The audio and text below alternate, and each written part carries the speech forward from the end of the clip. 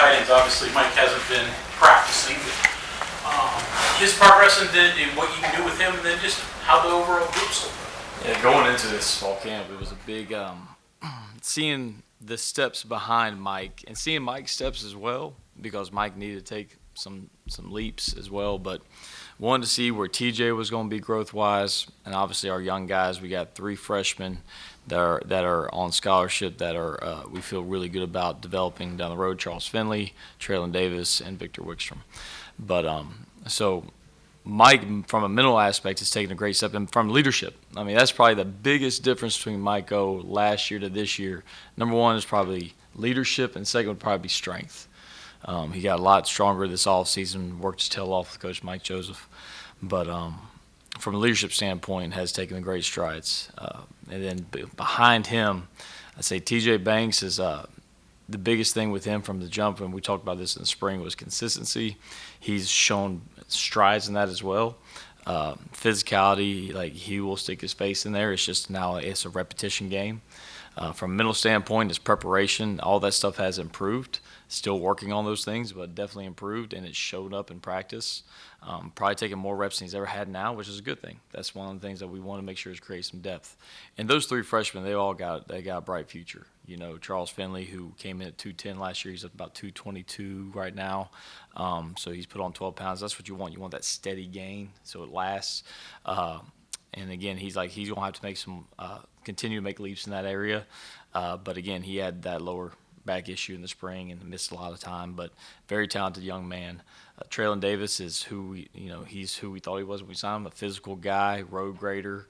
He got a little fast for him this past week, and but he's got a chance to be that guy that just sticks his face in there and road grades, and brings mentality to the room. You know, that's one of the best things about him. And then Victor, who is obviously new not only to the United States but new to college football. He's a guy that's got a lot of physical ability, but it's still, being away from home for the first time for a long period of time, has done a phenomenal job adjusting and picking it up at rapid pace. But he's a little bit further away probably. Do you preach that to your younger guys? Hey, this is an opportunity with Mike getting on the mend. You're getting tons of reps. You're getting everything you need. Is that how you approach it with them? Yes, absolutely. Every day. Every day is an opportunity. You get what you earn. That's the thing that we told our guys, you're going to get what you earn. And you have an at-bat, so what do you earn with that at-bat on the field?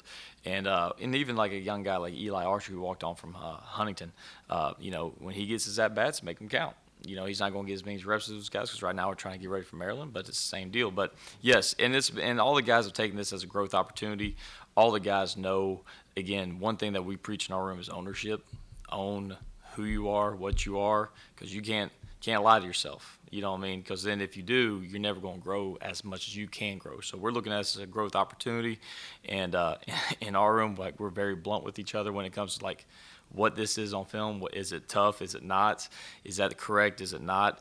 And they've done a phenomenal job with that, and they take pride in that. That's something that room rolls out there. They know that, they prepare hard, that we coach hard, we practice hard, and that's something that we take pride in. As a coach, when you got guys that are doing this, I know in that Trickett family DNA, patience is not always. How do you deal with that and deal with the guys when they're doing this up and down each day? I got a little bit more of my mom in me than my dad maybe, but I'll tell you, here's what it is. You got to also look at where they're at. And Mike O, when he first got here, he came off a knee, so he missed his freshman year. All right, so 2019 was really his freshman year, and then COVID hits, so no one can really lift her and everything so that next year.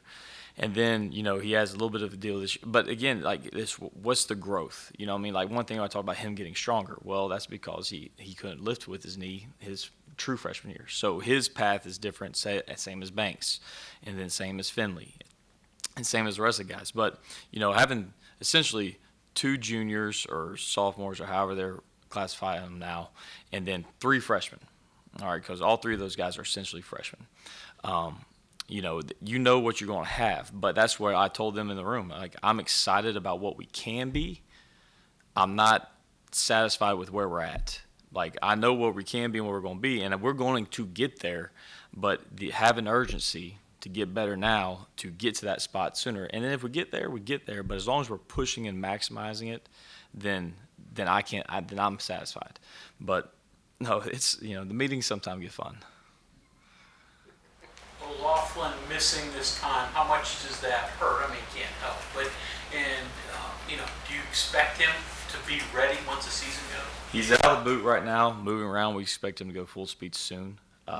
Whenever that is, that's up to the trainers. But the one thing about this is been going into camp. One of our objectives was develop the guys that we have below him. So then, and I say that below him and then TJ as well, because TJ played last year some. So those three freshmen, so again, it turned out to be an opportunity for those guys and really help us try to accomplish what we were trying to seek out before anyways. Mike O, self-admittedly, is a guy that needs repetitions too. He's a guy that, a guy that played wide receiver in high school and then transitioned and made great strides last season and had a phenomenal spring as well. Looking for him to do the same thing, but again, when you miss out on those reps, all you can do is from a mental standpoint, and he's been great by being right there, making the calls. When the guys come off the field, they go right. I empower him. They go right to him, so he coaches them up. If there's something I say, did you see this? And he'll be like, got it.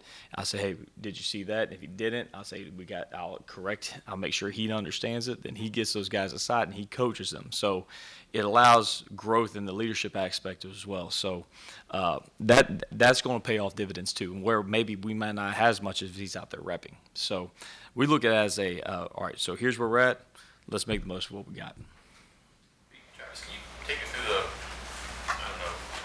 process with Sam coming over from outside to inside and kind of building his confidence back up while he learns a new position and kind of remembers who he had been before, and just by looking at him now, he seems like he's in a much better place too. Yeah, absolutely.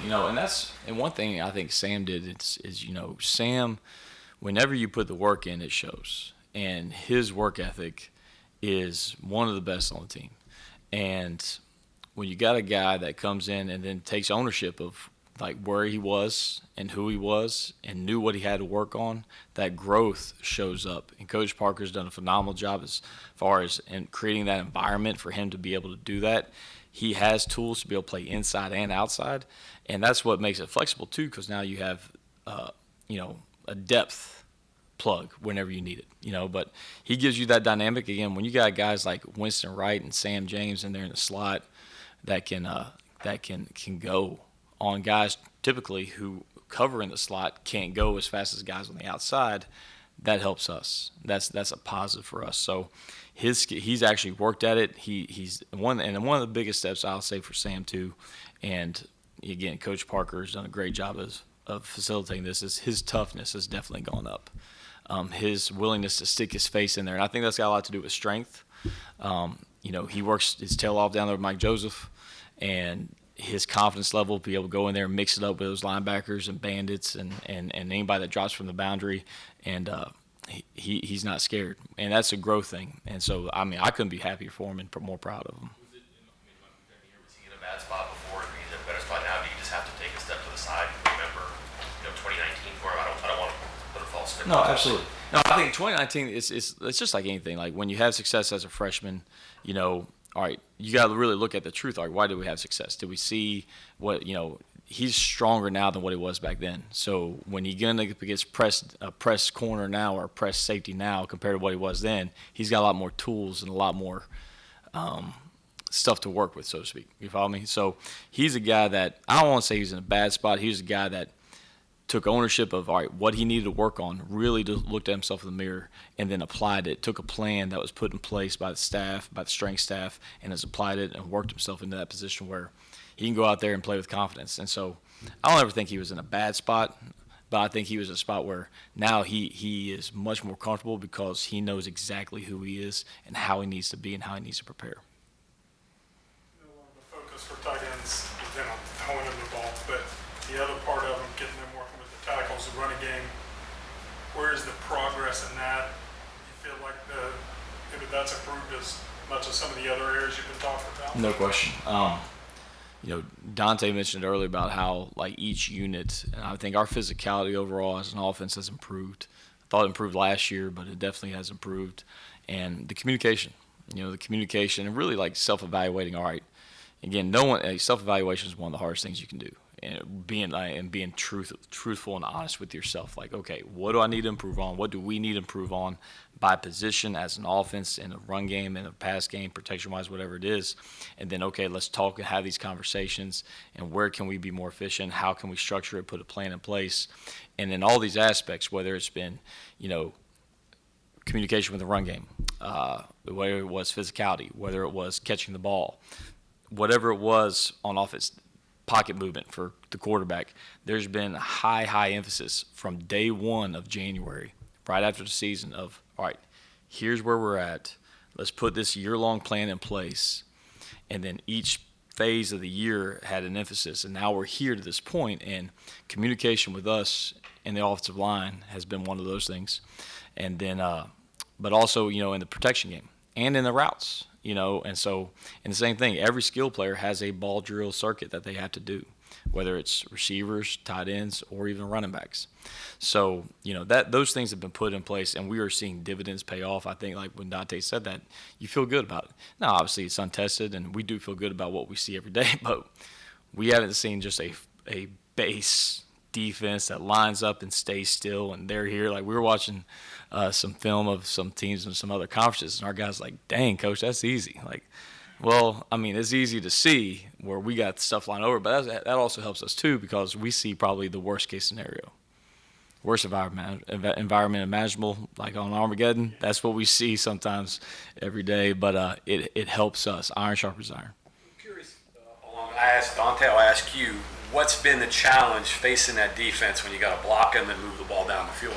Well, it's just, you don't go into a game plan. You have, all right, this is what we expect. We know from this defense coordinator's identity based on film, based on tendencies. We have 10,000 reports, all those kind of things. So you know what you could possibly see. And then you have rules to bail you out if for some reason something comes out to that. Well, with our guys, we see everything you can possibly see. We see all different fronts, every different snap, guys coming from all over. And essentially, like, wherever you ID, it could be a D lineman or a linebacker or a safety or even a corner. So, from a communication standpoint, it stresses you. And so that's where that growth has really helped us. But also, like when we go pass pro, and all of a sudden we're on Dante Steele's by formation, tight end's got to block him. I mean, that's, hey, cowboy up, let's go. You know what I mean? So that's one thing. But it's been good. Because there's times where if we block Dante, I'll let him know it. Then he comes back, and it's harder on my guy the next go around. But and then even routes, same deal. So it's been it is an iron sharpens iron. They are a very complex defense. It blows my mind every day because I went against it when I was at my last job in the conference, and it was hard to get an idea. Now I kind of know it. It's really neat about how it kind of makes it to where those kids can play fast and know what to do, but it's so hard for us on offense. That's what's really neat. You guys are bringing in a host of international players over the last couple of years. Like you said, you're working with Victor. Those guys obviously have their own challenges assimilating, in the United States. But specifically to football, is there an additional challenge bringing them into, football in the United States as opposed to overseas? Sometimes I think, and I say this, like a lot of these guys come from different areas. What we're realizing over there have different levels of football, and it's not ever going to be the same. If you recruit a kid from the United States that comes from a small private school league, you always take consideration, all right, level of competition is not that great. Okay, so how is he going to fare? And that's your job as a coach to project that. And with the international market, with West Virginia as a state, historically, we all know the recruiting grounds. Like you get very few players out of the state. It's at a great year, it's 3 Power 5 players a state. Great year, right? And you got signed 25. So the surrounding areas, and there's a lot of people recruiting the players around you, right? So, this new market is really allowing you to get that size and speed guy that's hard to find now. He's maybe a little bit more projection. Maybe he's going to have to cook in the oven a little bit longer, so to speak, as far as like training and getting him ready. But you get some things that maybe you weren't able to get in a different area. And really him coming into camp a couple of years ago, ran like 4'6", was like 6'4" at that point in time, 220. Now he's 6'4.5", and he's 250. And he's strong as all get out, can still catch. It's just now all right, speed of the game. because he has not seen it. He was the biggest dude on the field. They had him at running back, receiver, all that stuff. Now he's got to block the guys he's going against and stick in his face, and it's a new experience. But he's going to be just fine because he's got the mentality. That's what you got to figure out is what's the football aptitude, and then also like what's the sense of toughness there, the ability to learn and the willingness to learn. How bad does he want it? And a guy like Eddie up on the defensive line, he came in from Finland and blew us all away this past spring, and it's just physical. He was former military and just really you're like, this guy's a football player. So there, like I said, it's this very interesting. It's new, uncharted waters for all of us. But Victor's going to be a very good player, and he's a guy that is. It's taking him a little bit to adjust right now, but he asks question after question after question, and it's a good thing. But sometimes I'm like, Victor, I'm going to get to the question, your answer. Just wait.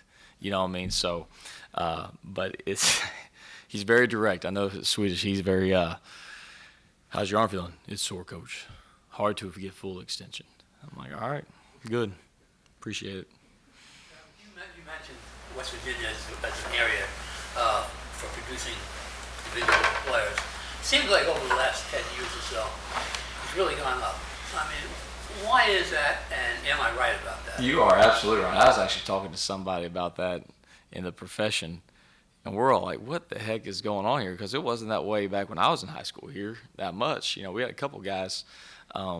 But you know what? I don't know if it hasn't always been that way. I think it's more known now. I mean, because you look back, even when I was in high school and before, there's some guys, but they've just left, and they went different places. And some of the lower guys stayed, maybe.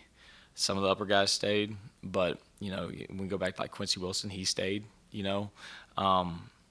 But it is interesting because, and it just puts a premium, like when we first got here, Coach Brown's like, if there's a kid in the state that we feel can help us win a Big 12 championship, we have to get him. Like, that's the priority, man. Like, we have to get him if he's a guy that we feel like he's this. And so we identify those guys, right, wrong, or indifferent. We identify the ones that we want to go get, and then we attack.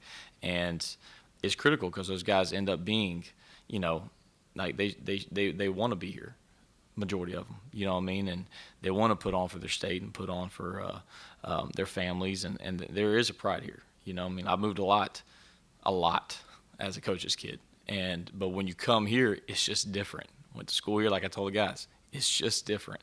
There's a little bit more of a us against the world mentality, and there's just a little bit more.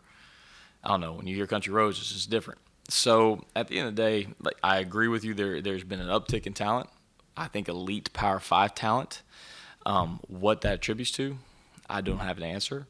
But you have a guy like Zach Frazier who didn't have a whole bunch of offers, comes in, starts as a true freshman, and now he's where he's at now. And then you're like, wow, you've got guys like Wyatt Milam, Doug Nestor, I mean Sean Martin, and list, I'm going to forget somebody, but the list goes on. So KJ. So if there's talent in the state that we feel like we can win with, Coach IDs it, and he's going to say we're going to do everything that we can to make sure we do not get outworked on that kid. So and I think you see a little bit reach the benefits. I mean, there's kids before we got here as a staff, and that other schools recruited, and there's a reason why. Okay. Thank you very much, Coach. Appreciate it. Appreciate it.